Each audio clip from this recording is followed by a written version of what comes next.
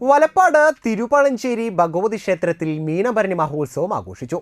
രാവിലെ മഹാഗണപതി ഹവനം, നിർമ്മാല്യ ദർശനം, ഉഷപൂജ, വിശേഷാൽ പൂജകൾ, ശീവേലി, വൈകിട്ട് 7 ദേശങ്ങളിൽ നിന്നും പൂരം എഴുന്നള്ളിപ്പ് ക്ഷേത്രത്തിൽ എത്തിച്ചേർന്നു. തുടർന്ന് ക്ഷേത്രത്തിൽ എഴുന്നള്ളിപ്പ് നടന്നു.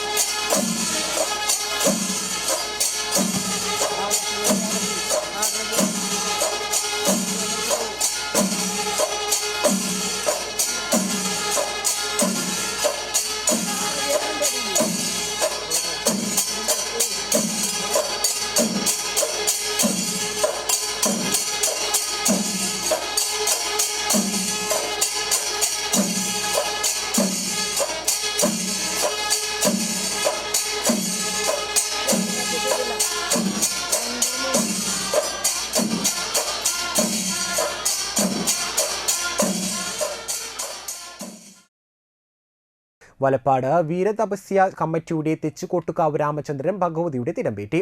അതേസമയം കൊളക്കാടൻ കുട്ടിക്കൃഷ്ണൻ എന്ന ആന ചെറുതായി ഇടം തിരിഞ്ഞു നിന്നതിനെ തുടർന്ന് ഈ ആനയെ മാറ്റിയതിനു ശേഷം 6 ആനകളുമായാണ് പൂരം എഴുന്നള്ളിച്ചത്. നിരവധി പേരാണ് ഉത്സവത്തിനെത്തിയത്.